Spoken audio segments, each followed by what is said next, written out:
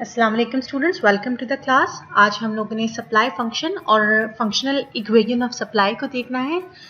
Last lecture में हम लोगों ने डिफरेंट फैक्टर्स देखे थे जो कि हमारी इलास्टिसिटी ऑफ सप्लाई को इफेक्ट करते हैं।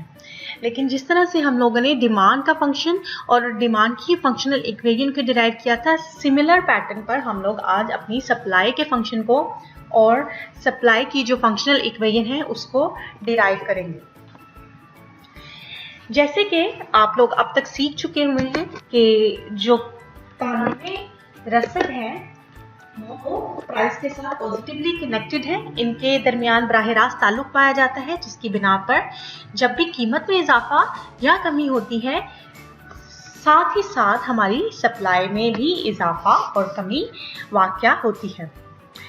इसलिए हम सप्लाई को भी प्राइस का फंक्शन कह सकते हैं, जिस तरह से हमने अपनी डिमांड को भी कीमत का तफाइल कहा था।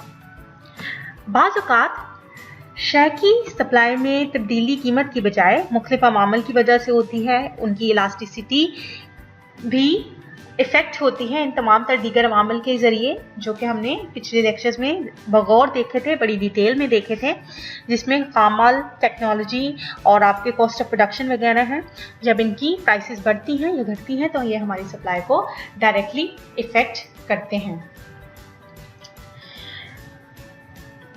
जिस तरह से अभी हमने जिक्र किया कि इनके दरमियान पॉजिटिव रिलेशनशिप पाया जाते हैं या बराह रास्त ताल्लुक पाया जाता है, तो हम इसको एक फंक्शन या इक्वेशन की शक्ल में भी लिख सकते हैं। चुनाचे आप कह सकते हैं कि एक खास अरसा वक्त में क्वांटिटी सप्लाइड में जो भी चेंजेस होते हैं या तब्दीलियां रूनुमा होती हैं, वो पहले तो शय की कीमत की वजह से, प्राइसेस की वजह से, दूसरे हमारे कॉस्ट ऑफ प्रोडक्शन की वजह से, तीसरी खाम माल की कीमत की वजह से, चौथी जो है वो आप टेक्नोलॉजी को बोल सकते हैं, और पांचवा जो है वो दीगर अवामिल की वजह से है।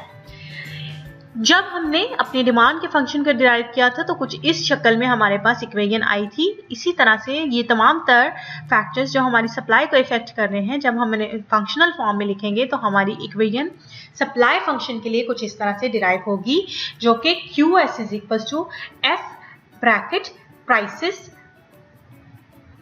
R, T, C और Z है। और ये जो अल्फाबेट्स हैं वो किस चीज को रिप्रेजेंट कर रहे हैं वो हमने यहां पर देखा। अब क्योंकि ये जो दीगर अवामिल हैं ये बहुत सिवियरली हमारी सप्लाई को इफेक्ट नहीं करते, तो हम अपनी आसानी के लिए, जिस तरह हमने डिमांड में किया था, तमाम तर इन दीगर अवामिल को कांस्टेंट या फिक्स्ड कर देते हैं ताकि हमारा फंक्शन जो है सिंप्लीफाइड फॉर्म में आ जाए। इन सबको कांस्टेंट एज्यूम करने के बाद हमारे पास जो फंक्शन रह जाता है वो कुछ इस तरह से होता है, जो कि आपने डिमांड के लिए भी देखा था। Quantity supply is equals to the function of price now, जो कि पॉजिटिवली रिलेटेड है। डिमांड में आपने यहाँ पॉजिटिव साइन की जगह नेगेटिव को देखा था, क्योंकि डिमांड और प्राइसेस जो थे वो नेगेटिवली रिलेटेड थे। लेकिन अब क्योंकि हमारी इक्वेशन में ये पॉजिटिवली रिलेटेड है, इस वजह से हमारी जो क्वांटिटी सप्लाइड है will be equal to the A which is intercept plus the slope of price. B यहाँ पर हमारा स्लोप है और प्राइस हमारा यहाँ पर इंडिपेंडेंट वेरिएबल है। A और B इसमें कोई न्यूमेरिकल वैल्यूज होंगी, मुस्तकिल मिकदारें होंगी, जबकि P की जो भी एक्सपोनेंशियल पावर है वो हमेशा उसका जो झुकाव होगा वो मुस्बित होगा और सप्लाई के साथ वो पॉजिटिवली रिलेट करती हुई हमें नजर आएगी। अगर आपके पास B और A की वैल्यू गिवन हो तो आप इस फॉर्मूला में लगाते हुए इस इक्वेशन को डिराइव कर सकते हैं, जो कि क्वांटिटी सप्लाइड का फंक्शन कहलाता है या उसकी मसावात कहलाता है। इसका ग्राफ आपने चैप्टर के शुरू में भी देखा था कि जब आपके पास कोई भी क्वांटिटी सप्लाइड की इक्वेशन है या उसका कोई फंक्शन है, तो प्राइसेस की मुख्तलिफ वैल्यूज को अज्यूम करते हुए आप अपनी क्वांटिटी सप्लाइड को इस इक्वेशन में लगाते हुए फाइंड आउट कर सकते हैं। मिसाल के तौर पर अगर आपको प्राइसेस गिवन हो, जैसे कि आपको डिमांड के लिए गिवन थी, यहाँ पर प्राइसेस बढ़ती हुई हमें नजर आ रही हैं 5 से 10 और 10 से 15, 15 से 20 और 20 से 25 की तरफ जाती हुई हम इनको देख रहे हैं। जब हम अपनी वैल्यूज को प्राइसेस की इस इक्वेशन में पुट करेंगे जो कि हमें सप्लाई के लिए दी गई है, तो यहाँ पर कुछ हमारा टेबल जो है वो फुलफिल होता हुआ हमें नजर आएगा। यहाँ पर उन्होंने एग्जाम्पलीफाई इसको किया है कि इसी इक्वेशन में जब हमने प्राइस जो है पहले 5 रखी तो हमारे पास जो रिमेनिंग आंसर रह गया वो 20 रह गया, जिसको कि अब हमने अपने टेबल में लिख दिया है। इसी तरह से जब आपने प्राइसेस को 10 रखा तो आपके पास आंसर 25 आया क्वांटिटी सप्लाइड का, और so on and so fourth आप अपने आंसर्स की तरफ बढ़ते चले गए। ग्राफिकल रिप्रेजेंटेशन भी मैंने आपको सिखाई है। यहाँ पर एक्स एक्सिस पर हम सप्लाई को लेंगे, वाई एक्सिस पर हम प्राइसेस को लेंगे, और इनके दरमियान जब हम ग्राफ को ड्रॉ करेंगे तो ये हमें पॉजिटिवली स्लोप्ड नजर आएगा, यानी इसका जो ट्रेंड है वो मुस्बत और बढ़ता हुआ दिखाई देगा। ये जो ग्राफ है ये हमारी टोटल जो सप्लाई है उसको रिफ्लेक्ट कर रहा है।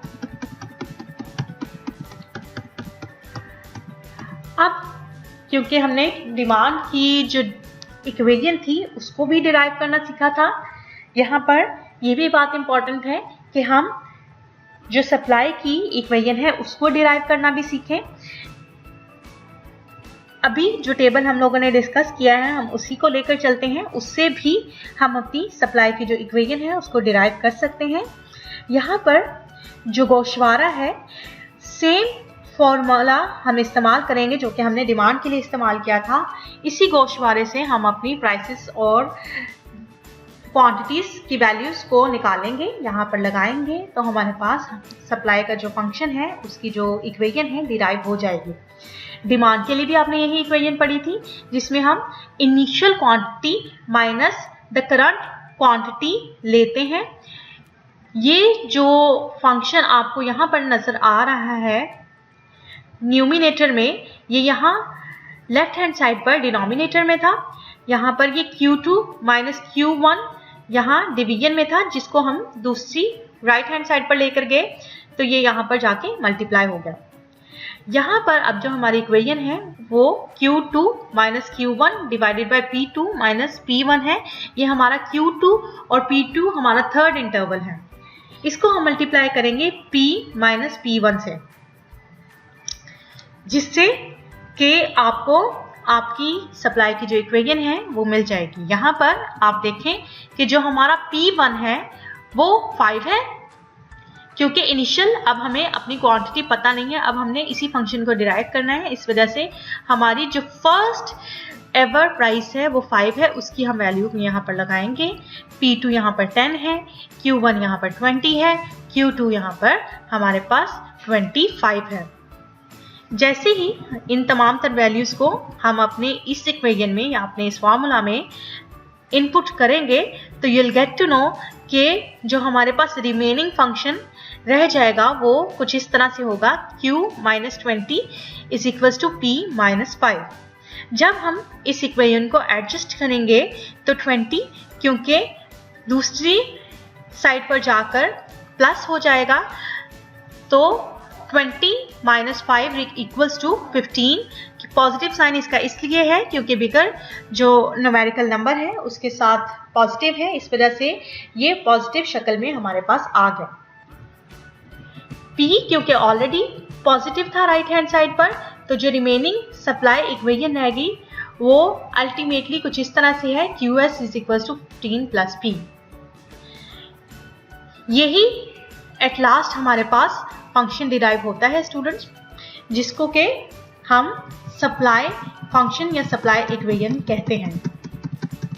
इसके साथ ही आज आपका चैप्टर खत्म हो जाता है, तो हम अपने लेक्चर को यहीं पर वाइंड अप करते हैं।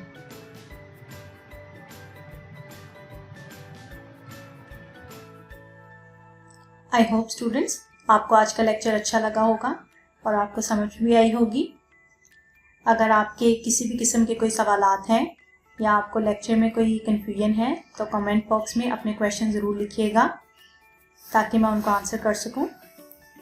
साथ ही साथ आप डिस्क्रिप्शन को भी ज़रूर देखिएगा क्योंकि उसमें बहुत सारे यूज़फुल लेक्चर्स के लिंक मैंने शेयर किए हुए हैं ताकि आप उन लेक्चर्स को भी विज़िट करें और मज़ीद सीख सकें। अल्लाह हाफ़िज़।